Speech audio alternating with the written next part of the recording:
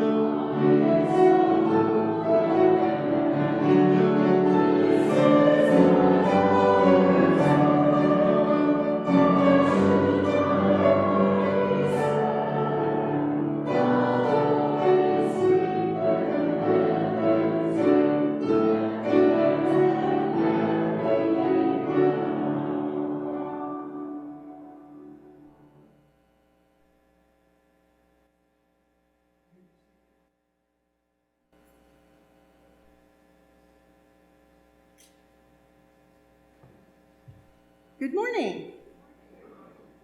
So, have you heard the joke about the mother-in-law? Right? Well, I could tell you a couple, but they wouldn't fit my experience with my mother-in-law. You see, when I married Dan 39 years ago, I hit the mother-in-law jackpot. I first met Doris and Bill, who I later called Mom and Dad, when Dan and I arrived at Sky Harbor Airport from the Philadelphia region. I had come to meet his family. We were engaged, and I had not yet met them. And it was Thanksgiving. They were warm and welcoming, telling me one of Mom's favorite phrases, that after 5 minutes, you are no longer a guest. Please make yourself at home. Never having been this far west, Bill and Doris planned to take us to around Arizona, including a night at the Grand Canyon. Doris and I shared a hotel room that night, and we sat up very late and talked for quite a while. The first thing I discovered about Mom was she was a realist, a woman who loved her children but didn't think they were perfect, who chose to see the best in people and things, not blindly ignoring those areas that could be improved, but gently encouraging them to become better versions of themselves. She was also realistic about her own life and marriage. About 20 years ago, Dan and I were planning to put an addition on our house. Dan wanted to take a page from his father's playbook and build the addition himself. Mom was visiting at the time, and we were telling her about our plans. She got this small smile on her face and said, "Hire someone to build the addition. It's cheaper than a divorce." Dan and I just kind of looked at her as she chuckled, and with love in her voice, she said, "Oh, there were times when Bill was building the addition that I didn't think our marriage would survive it." And so we took her advice and hired somebody to build our addition. Mom was an educator, not just as a profession, but by vocation. It permeated all she did in every aspect of her life. When I first met Mom, she was an elementary principal and I was a second grade teacher. We had great conversations about schools and education, and I always appreciated her insights and perspective and wished that I had a principal of her quality. But I have to admit, I also joked to Dan that if we ever moved to the Tempe area, I was going back to my maiden name because being a cornet in schools in this area might lead people to expect way too much of me. Mom knew how to get things done. She knew her own skills and strengths and used each one to accomplish whatever the task was at hand. In fact, you may not know this about her. She used her looks to her advantage. One time, she was telling me about a difficult conversation she had with the parents of a student. She had a student who had suddenly shown a disturbing change in her behavior in academic work. Mom met with the parents, and she told me that she said to them that she was requiring them to immediately have this student taken for a complete physical. I said, "In Arizona, a principal can require that of parents?" She got a little sheepish grin on her face and she said, "No, but people don't argue with Grandma." And you know what? Soon after that meeting, the parents came to the school with tears in their eyes to thank her.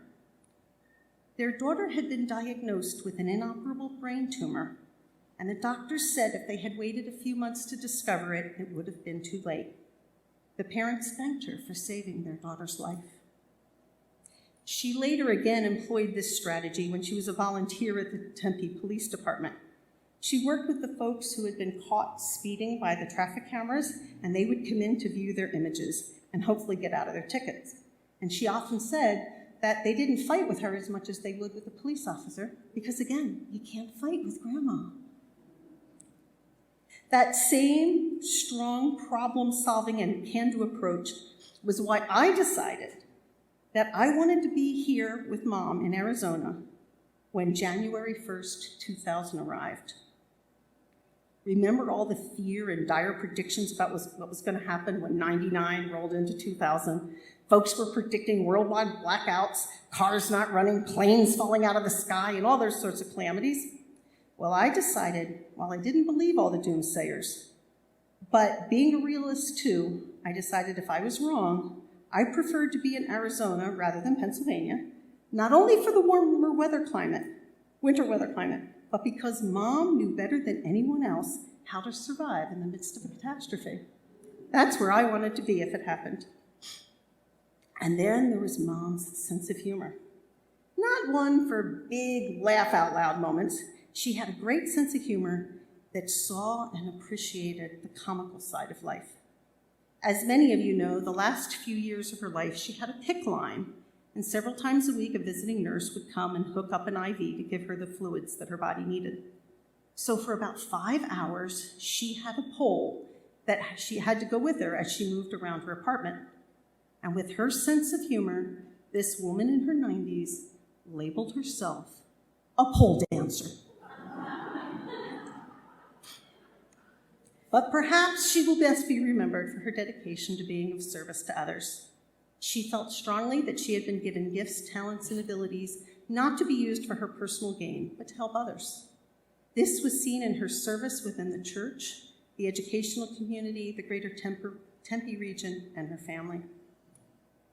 Dan and I had been married about 2 years when we decided to move from the house he had bought before he knew me to a house that was better suited to hopefully eventually raise children and was in a better school district. It was a 5-mile move. Through no fault of our own, we found ourselves owning 2 houses and moving our possessions ourselves to save money. To compound this, although I was a teacher and was off for the summer, I had enrolled in 2 difficult summer classes at the University of Delaware. One night, Mom and Dad called and said they were coming for a 2-week visit. We tried to hint that maybe this wasn't a good time, and Mom explained that they were coming not for a vacation, but to help us move. Even though Mom was still working there and using vacation time, she came to help. They came to help.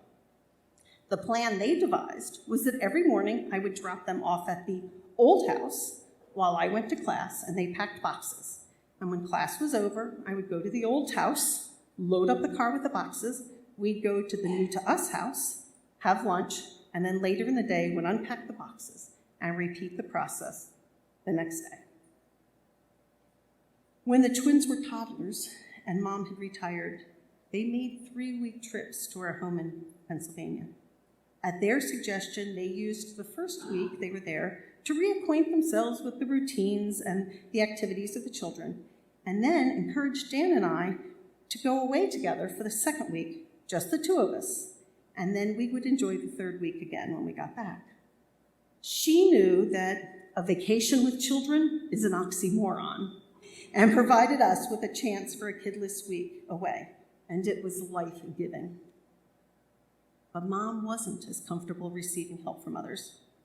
This past March, when Dan and I were here to celebrate her 95th birthday, our planned 2-week visit turned into a 5-week stay, helping her recover from hospitalization, and we, along with Dan's sister Kenita and other family and friends, took on the task of, at her request, moving her from an independent apartment to assisted living.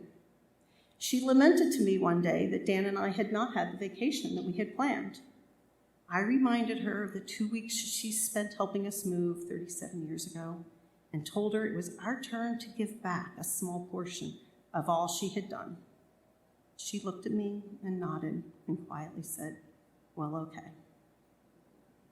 But at the very core of all of this was Mom's deep faith and trust in God. We often shared wonderful conversations, not just about the activities of the church, but about our faith. She was a prayer warrior. I knew that when I sent an email, and yes, Mom was technologically savvy and emailed to us all the time. If I sent an email with the subject prayer request, she would pray for that person or situation, even if she had never met those people who needed the prayer. She trusted God in all things and sought to live her life in a way that was pleasing to God. So now you know why I believe I hit the mother-in-law jackpot and was truly blessed to have a mother in love.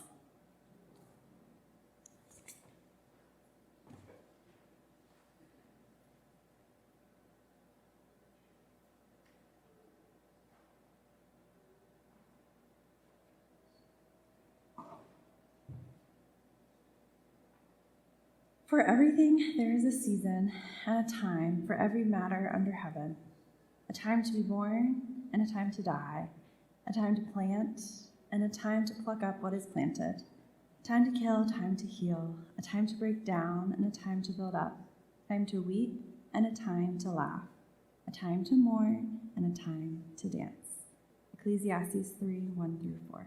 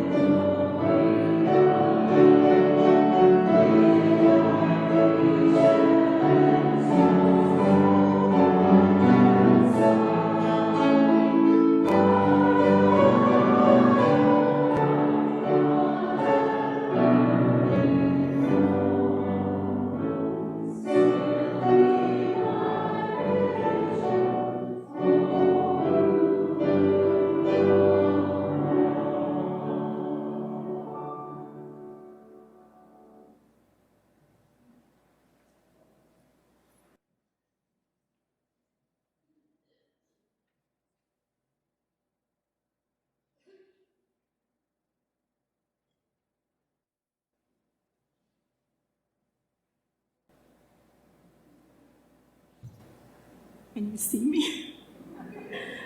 Good morning. Good morning, family. Good morning. I'm going to read from my notes that I wrote. I'm not a teacher, I'm just a retired nurse. My friendship with Doris Cornett and family. One time when we were kids, Mr. Cornett asked me if I would consider trading my boy's bike for a girl's bike that I can't remember, Dan, if it was yours or if it was yours, Zane. But Mr. Cornett said, go ask your mom and dad to see if it would be okay. Then you'd have the girl's bike and we'd have the boy's bike.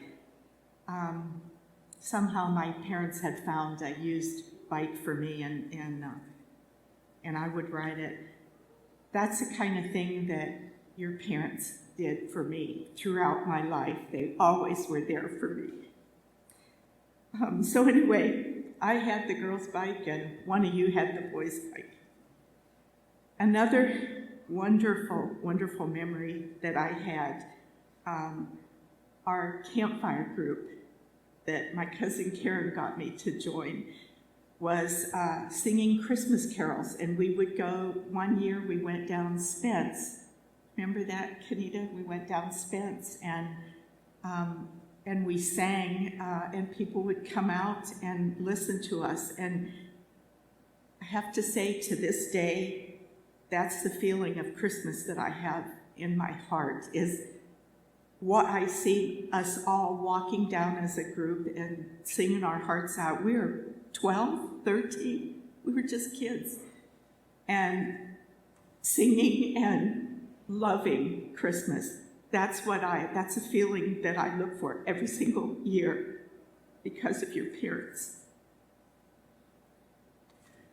Another memory is our campfire group going to Sugarloaf Mountain and camping. And I'm not sure if you guys were there, but setting up the camp, Mr. Cornett found a rattlesnake right by where we were, and he killed it, and then started getting it ready, and he put it on the grill for us. Yeah, he did. And what I remember, the whole memory is when he was skinning it, out pops a frog. So a whole frog. So that's what I remember of Mr. and Mrs. Cornett. And walking down that river. I don't even remember the name of that river, but there it was. And I just have always remembered that. It's always been a wonderful memory. And then I tried to come home with the rattlesnake skin, and my mom threw that thing away. When my friend Doris told me that she was selling the house on Cedar Street, I remember standing in the front yard in that big tree that flowered. I don't even remember the name of it, but it had like stuck seeds all over the place.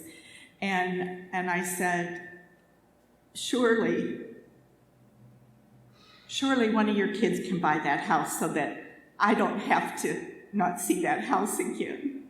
Because I spent so much time there as a kid, and she fed me so many meals, and oh my gosh, I spent so much time there.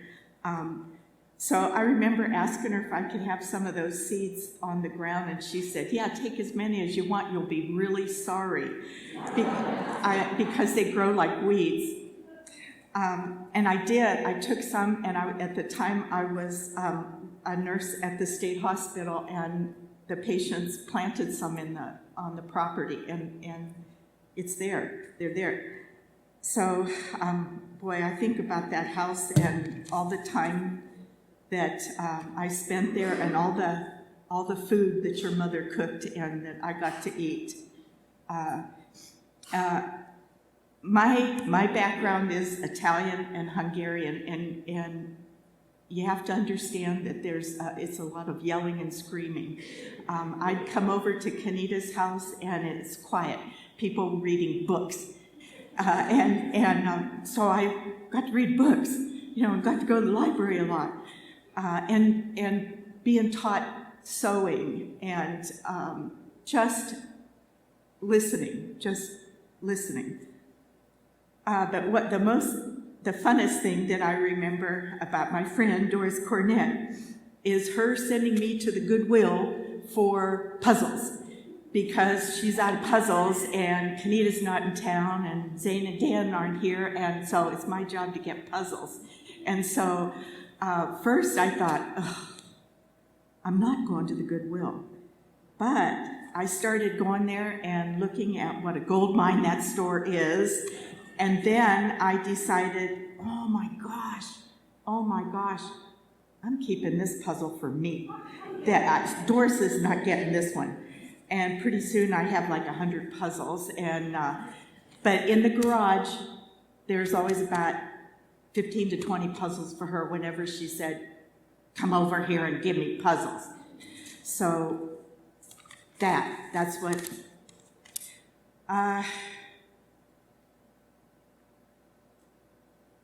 my friendship with her has, I'd come visit her and we would probably solve all the problems of the world. We'd get it all taken care of, and her wisdom was just wonderful, and I absolutely loved her and respected her with all my heart, and I'll miss my friend.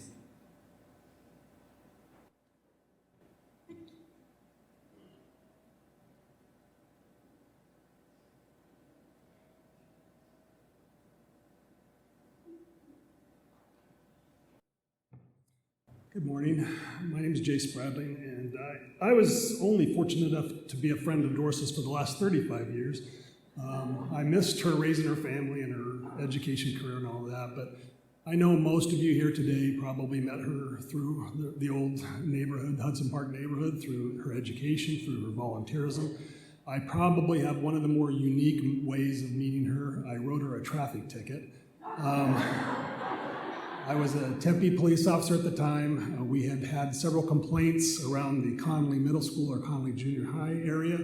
So we were working a little enforcement thing out there, and I pulled Doris over and I gave her a citation. And I don't recall her ever telling me she was the principal of the school at the time. She was just very gracious about it and apologized for her momentary lapse in judgment. And that was it. And that could have been the last time I ever spoke with Doris, but it wasn't. A few weeks later, a friend of mine who happened to be the school resource officer at Conley, we were deciding to take the sergeant's exam for the police department, and we needed a place to study that was away from the distractions of our family and work. And so he called me one day and said, hey, the school principal at my school said we could use her office after hours to study. And I said, well, that's great. I live right by Conley. And so the first day I showed up, I reintroduced myself to Doris, surprisingly. She remembered me, and what could have been, what should have probably been a very awkward encounter was not. Again, she was so gracious and so nice. And we used her office for many weeks to study in, and I think a year or two later, she ended her career in education and decided that she wanted to do a lot more volunteering, and I am forever grateful that she picked the Tempe Police Department as that outlet for her.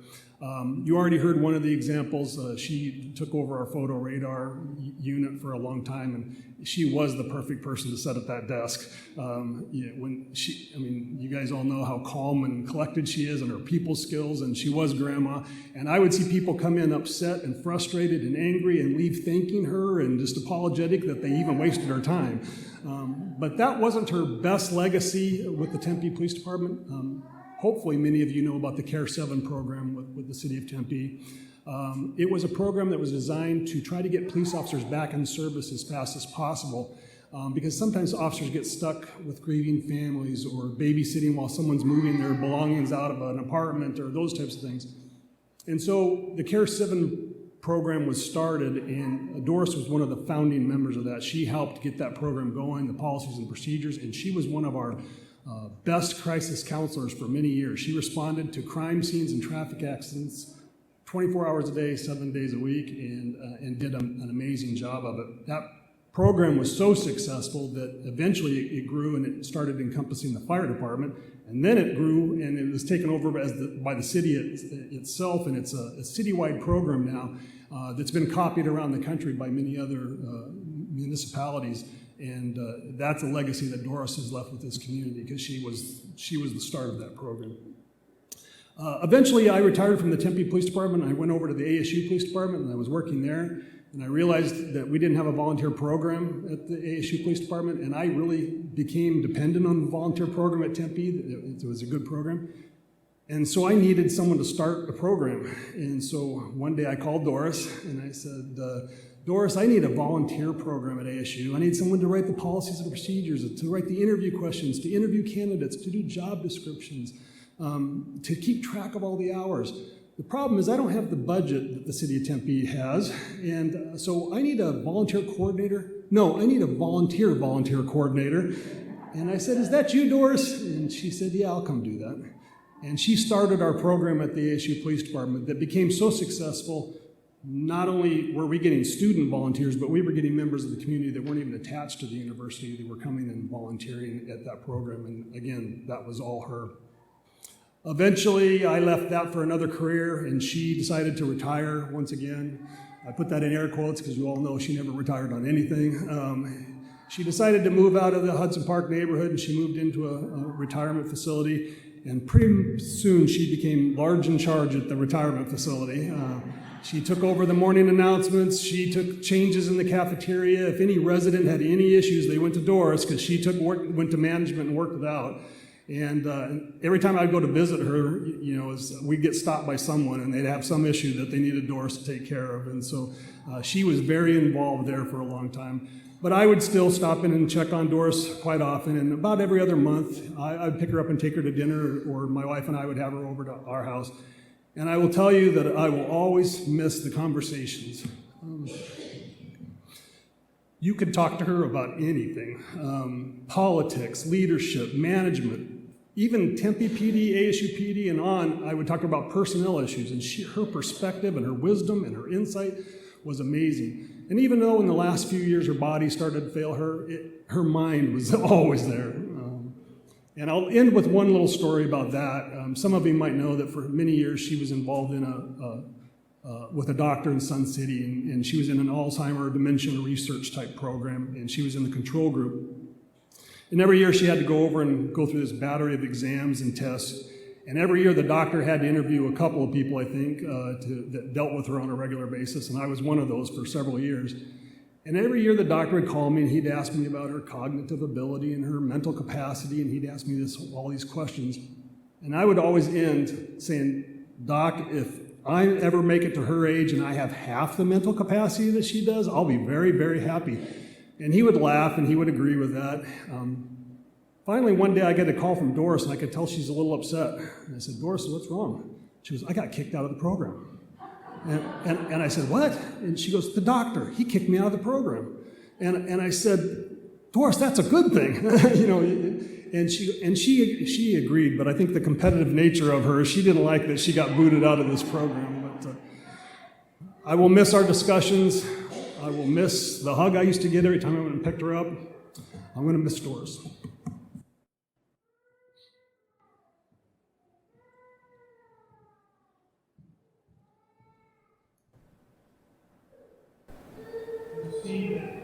Next to the program is a song that I wrote. One of two songs I've ever written my whole life. The first song was For Our Dreams Award, and this is the second song I've ever written in my life. Only two.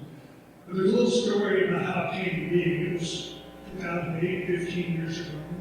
I was at a conference in North Carolina with a bunch of other musicians, and I woke up one morning, and the chorus of this song were running through my head along with the elevator chorus. And the words just kept coming, and I wrote them down and jotted down the tune, and they just kept coming. And they were about her death, and I would say, it was so vivid the way the song came to me that I almost had to call her up and say, Mom, are you okay?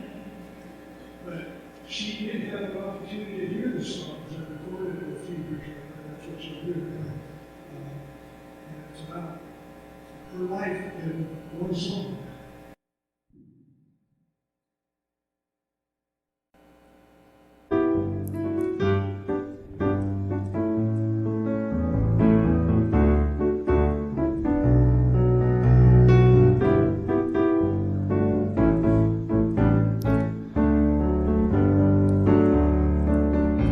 Tonight we celebrate our mama's death. Tonight we'll let the tears roll on the floor. Tonight we'll hold each other tight and remember until it's light the love and joy God gave us because she lived. She was born in 28 in the Grand Canyon State. She taught, she traveled and raised a family. She could hammer straight a nail and pound home the truth. We are here to serve and love unconditionally. She would always ask a question designed to make us think. The answer perhaps she already knew. She taught us when she ought, then to close the door and cry. We knew she loved us in spite of all that we do. Tonight we celebrate our mama's death. Tonight we'll let the tears roll on the floor. Tonight we'll hold each other tight and remember until it's light the love and joy God gave us because she lived. God knows I'm gonna miss her quiet, tight, warm hugs, knowing she was wise beyond compare. She'd raise her voice, just give you the simple choice. You gotta do what's right. It's hard, but it's what you choose. Mama taught policemen to care lost, the ones who were left beside crime's rocky road. She saw what we did not. The love you did is what got taught. Care for yourself and care for others too. Tonight we celebrate our mama's death. Tonight we'll celebrate what's good and true. Tonight we'll hold each other tight and remember until it's light the love and joy God gave us because she lived. Tonight we celebrate our mama's death. Tonight we'll let the tears roll on the floor. Tonight we'll hold each other tight and remember until it's light the love and joy God gave us because she lived. The love and joy God gave us because she lived. The love and joy God gave us because she lived.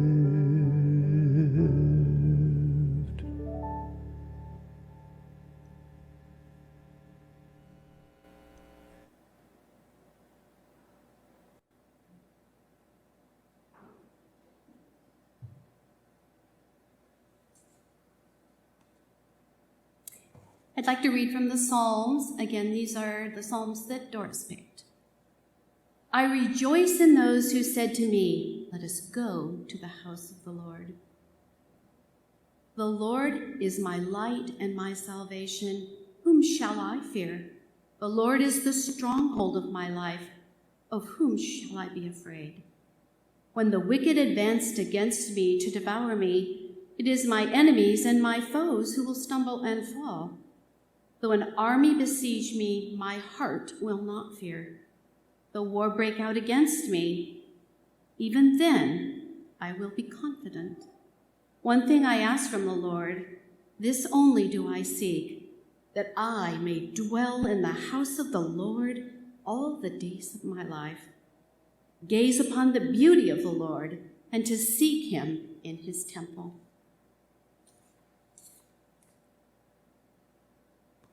Now, my name's Carol Harper. I'm a lifelong member here at the church, and I am pitch hitting today, or I was asked to substitute for Pastor Rosemary, who was not able to be here today. And I want you to know, all of my teacher friends out there, substituting for the pastor, not my comfort zone, but as a teacher, when your boss or your principal asks you to take over or help out, that's what we do. And that is what Doris would have done. I'm going to read Psalm 139. The Lord is always near. You have looked deep into my heart, Lord, and you know all about me. You know when I'm resting and when I'm working, and from heaven you discover my thoughts. You notice everything I do and everywhere I go. Before I even speak a word, you know what I will say. With your powerful arm, you protect me from every side. I can't understand all of this. Such wonderful knowledge is far above me. Where could I go to escape from your spirit or from your sight? If I were to climb up to the highest heavens, you would be there. If I were to dig down to the world of the dead, you would also be there. Suppose I had wings like the dawning day and flew across the ocean. Even then, your powerful arm would guide and protect me. Or I suppose I'll hide in the dark until night comes to cover me. But you see in the dark, because daylight and dark are the same to you. You are the one who put me together inside my mother's body, and I praise you because of the wonderful way you created me. Everything you do is marvelous. Of this I have no doubt. Nothing about me is hidden from you. I was secretly woven together out of human sight, but with your own eyes you saw my body being formed even before I was born. You had written in your book everything about me. Your thoughts are far beyond my understanding, far more than I could ever imagine. I try to count your thoughts, but they outnumber the grains of sand on the beach, and when I awake, I find you nearby. I was not one of Doris's teachers, but I knew all about her as a teacher. And so before I have a few words to say, I called a couple of my teacher friends who were very close to her. Doris encouraged young teachers. She helped young teachers get into the profession, and she was all about what was right for kids. Everyone I've talked to said she may not have taken the path that was easy, but she wanted to do what was right for her staff, and she always backed her staff. She was a very strict principal, but caring. And in our district, she was not afraid to step up and do what she thought was right for her school and her staff. She was a true leader in education. There is a formal written eulogy that you may access online, but today we have a small collection of pictures which relate to various parts of the eulogy. These come from a larger collection which will be shown in Ross Hall further on. So I'm going to read a few, and Joshua is going to put the pictures up as we go along. Doris Marie Cornett Nee Summer, a longtime resident of Tempe, died Friday, July 14th at the age of 95. Doris was proud to have been born in Arizona, graduating from Tempe High School in 1946. Go Buffaloes. Doris was known throughout Tempe, and here's a plaque and her pins, which I'll hold up in a minute. She was beginning the officers in the school program with the Tempe Police, and after retiring in 1988, she served as the volunteer coordinator with the police department, initiating, managing the Victims Assistance Program for 8 years, as Jay said, and she served in many capacities until 2008. She made many friendships, inspiring others with her commitment and caring. In 2008, she started a similar volunteer program at the ASU Police Department and was their coordinator for a few years.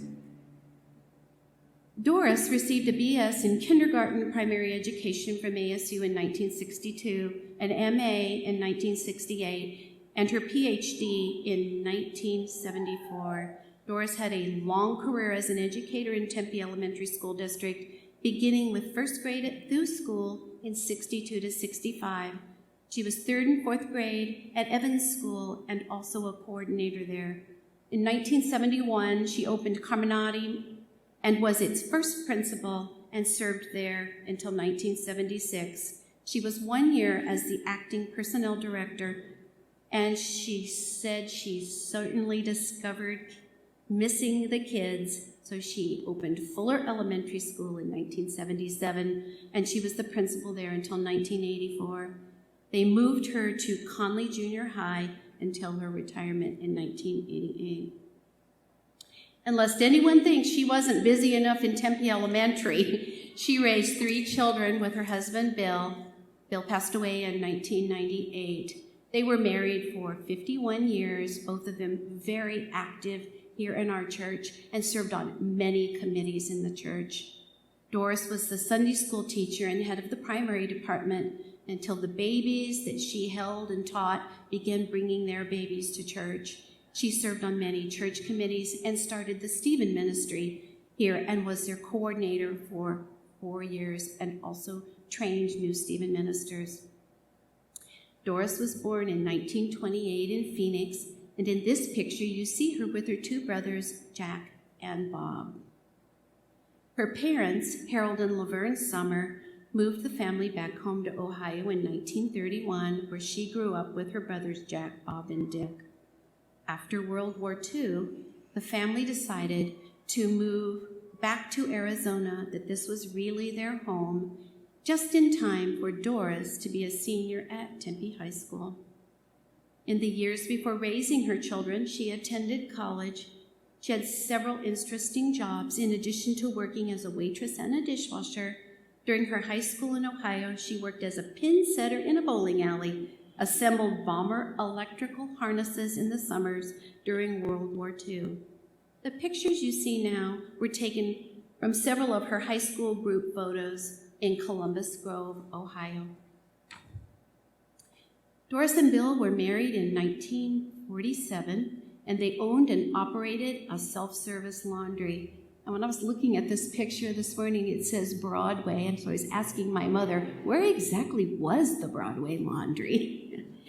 They lived on Cedar Street in Tempe for many years. In 2011, Doris moved to Desert Marigold and quickly established herself as a person to be counted on. She watched out for staff and residents. Ever the principal administrator, she didn't hesitate to make suggestions for improvements or repairs. Her skill with completing jigsaw puzzles was legendary. She made sure the facility was supplied with puzzles.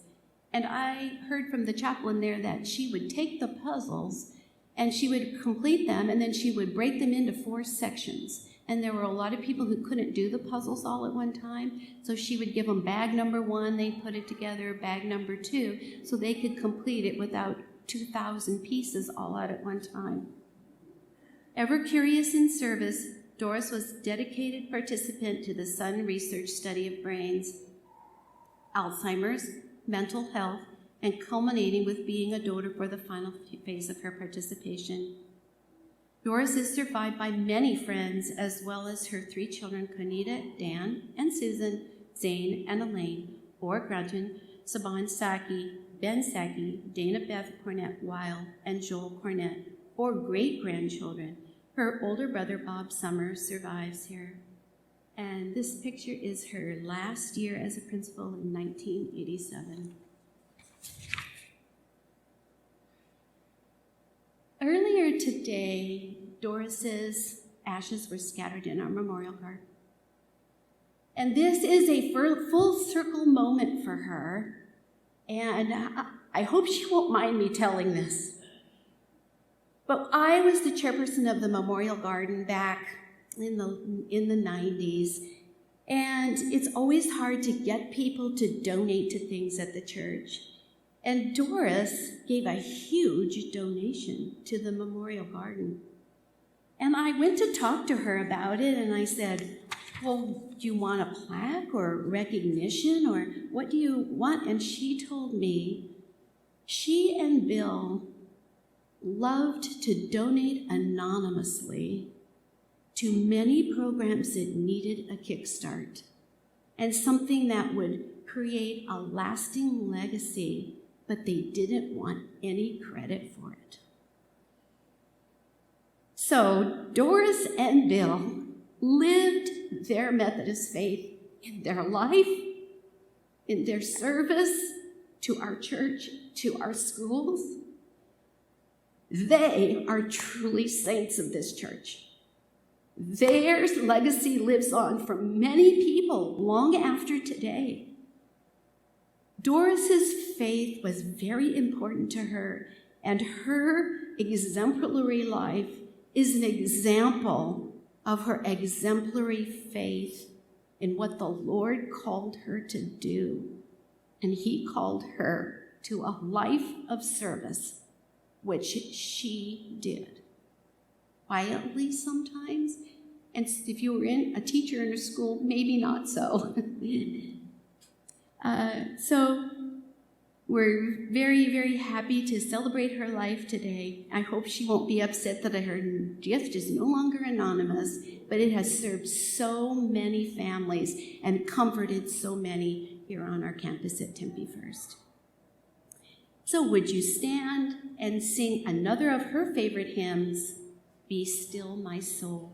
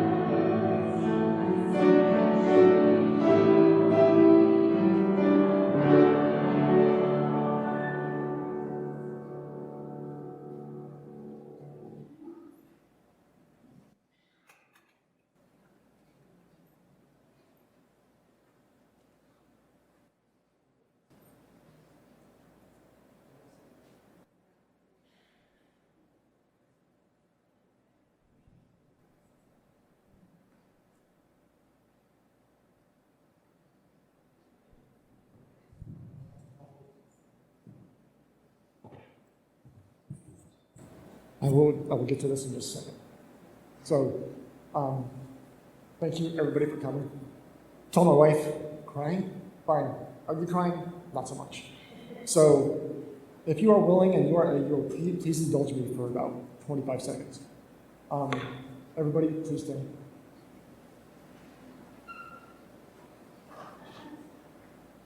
Take one step to your left. To your left. And we're not getting into the hokey pokey, I promise. Take one step to your right. Now, if you'll see, we have a bright light right behind the cross. So,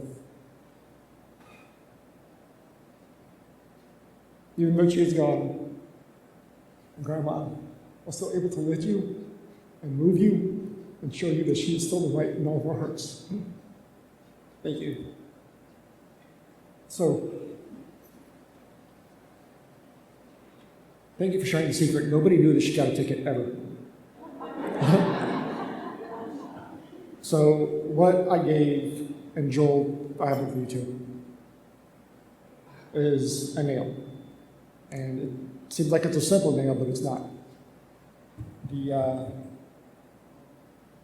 This is what's called a date nail that's used by the railroads or electrical companies. And knowing my grandpa, he probably picked this up in a junkyard.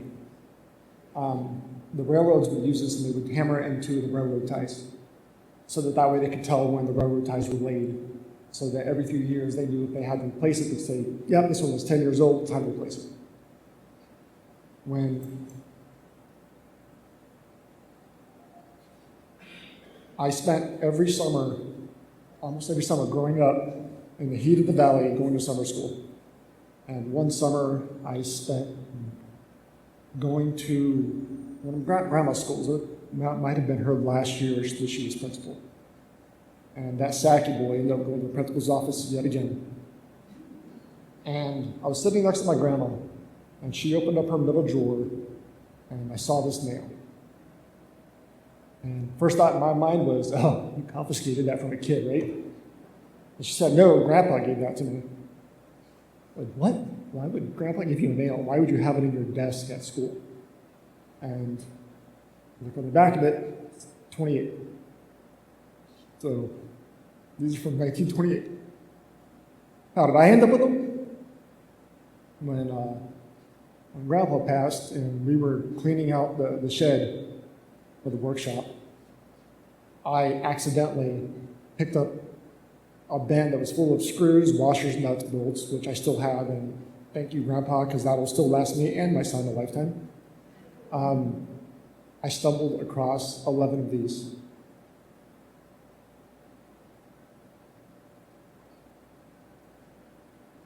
Just bring me joy. Simple nail. So, one of the themes that I keep hearing today is enduring and lasting legacy.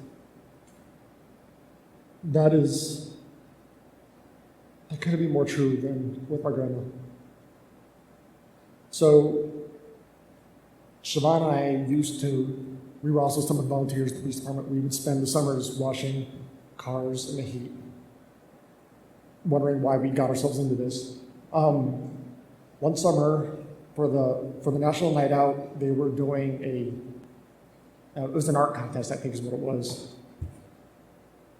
And we were sitting in this meeting room, and it was me and a bunch of volunteers.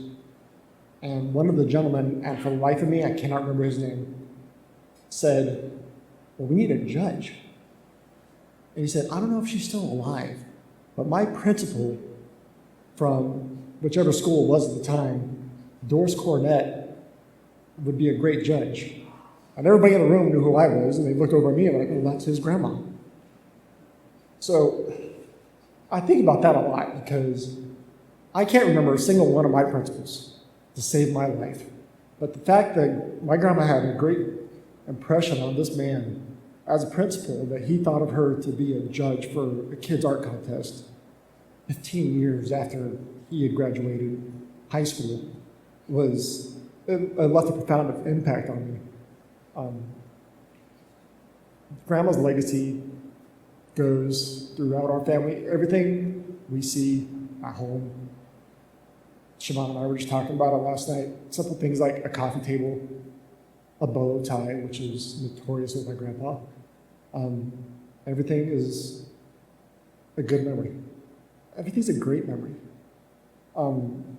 And she would find great ways to entertain grandkids. Growing up a Cornet grandchild was awesome.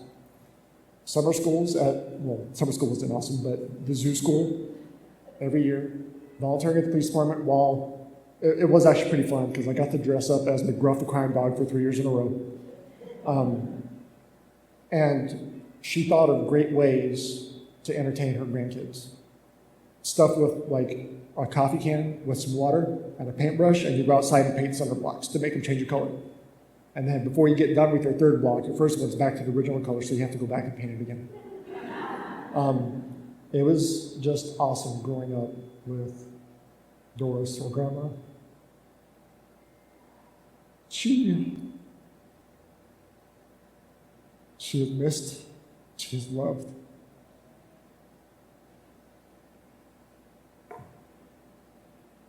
And my wife, absolutely, who couldn't make it here today, absolutely adored my grandma.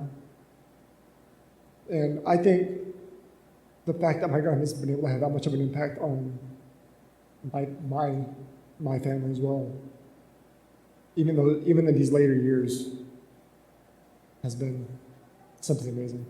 So, love you.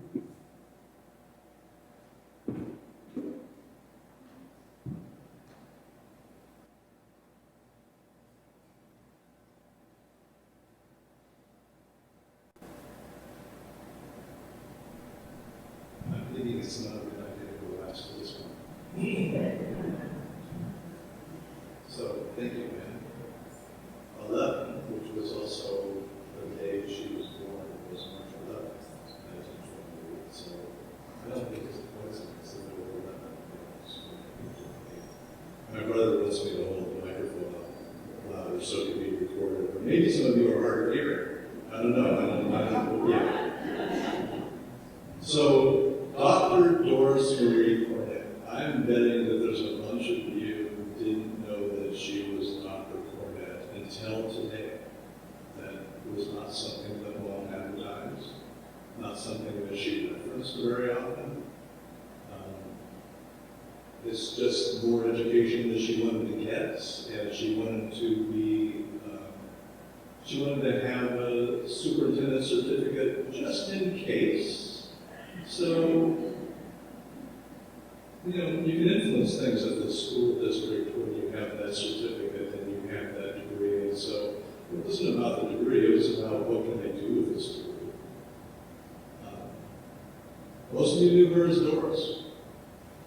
Maybe if you saw her initial something, it was D and C. It was rarely that she used Marie.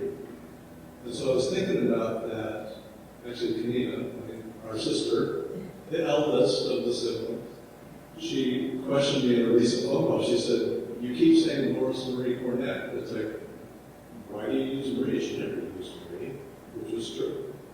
So I was thinking about the M, D-M-C, mother. So she was a great mom, and grandma, and great-grandma. She, as you've already heard, she kept us on the straight and narrow. In the last 30 years, on my birthday, Mom would call, and most of the time towards the end of the phone call, she would say, I'm glad we let you live. Let you live. And a lot of my friends would say, that's a terrible thing to say. And I say, no, it's fair.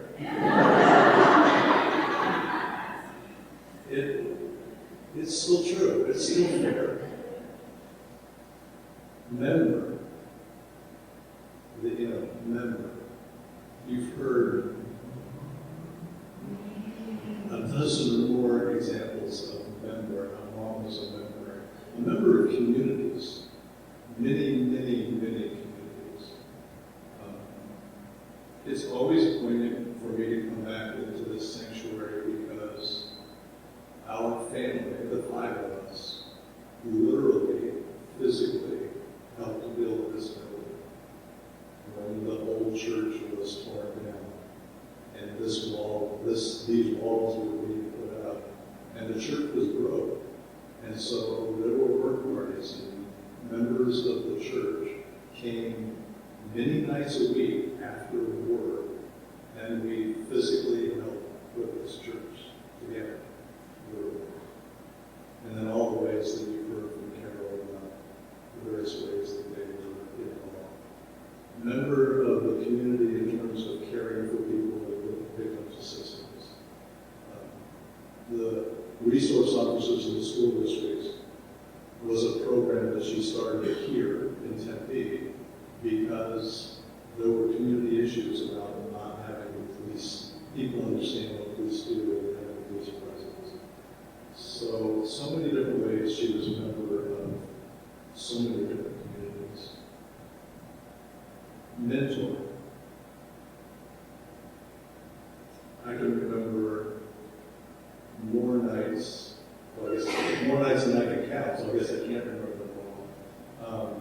So many nights sitting up in the kitchen late at night, everybody else is out of bed, and Mom and I would have these conversations, much like Jay was talking about. Jay was having them 50 years later than what I was having them, and they were still the same conversations that Jackie referred to. It's like, and all the time, as Dan quoted his song, it's like all the time there were these questions and observations, and really, more than anything, those were guiding us. They were interesting, they were nice exploring, and they were guiding us. She was a mentor to teachers when they were starting or thinking about starting. She was a mentor to those things. And she was a model. She modeled what it meant to be a human being. And it took a lot of modeling for some of us to remember how it modeled. That kind of modeling. Up until the last moments of her life. Her sense of humor has been referenced, and Elaine and I had the privilege of being with her when Mom died, and the hospice doctor was there talking to her, and Mom, even with her hearing aids in, couldn't hear hardly anything at the end. And the doctor was asking Mom, he's like, do you know what's going to happen when we turn the oxygen off? One more test that they're supposed to do to make sure that the person is choosing. And Mom looked at me, and it was clear that she couldn't hear what the doctor said. So I got really close to her and I said, the doctor wants to know if you know what's going to happen when they turn the oxygen off. And she looked at me like, you all probably know the look, like, what's wrong with you? Like, of course I know. She didn't say that, but she said, I'm going to quit breathing, I hope. That was, I think, the last thing she said to us. And so, sense of humor and smart and witty right until the very end. That's Mom. Really.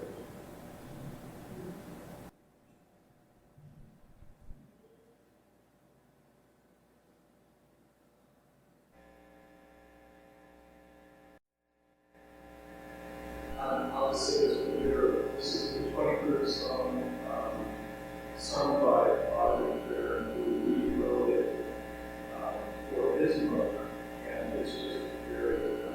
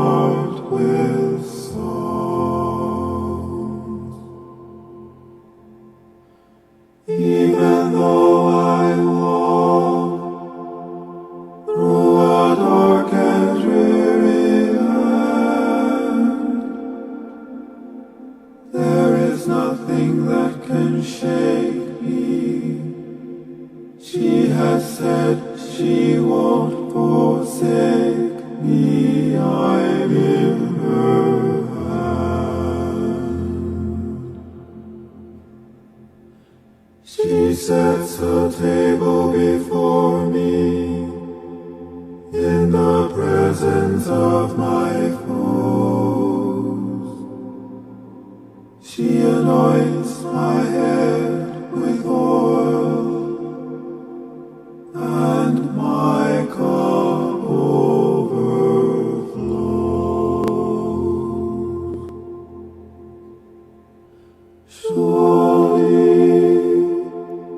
Surely goodness and kindness will follow me all the days of my life, and I will live in her house forever, forever and ever.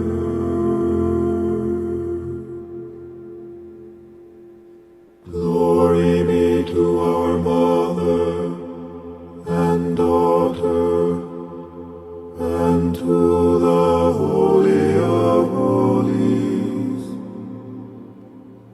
as it was in the beginning, is now, and ever shall be, world without end.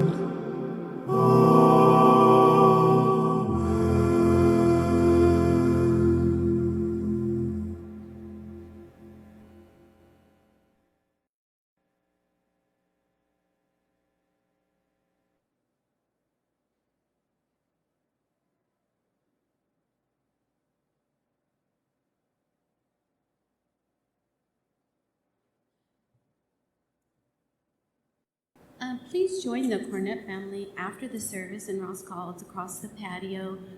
There's homemade cookies and refreshments from the ladies of the United Methodist Women. And after the benediction, there is a bagpipe from the Tempe Police, and they'll play Amazing Grace, and then we will recess out after that. I'm going to ask you to join me in, those of you, especially in our choir back there, in the traditional Methodist benediction. So let's all, if you know it, let's say it. The Lord bless you and keep you. The Lord make his face to shine upon you and be gracious unto you. The Lord lift up his countenance upon you and give you peace. Amen.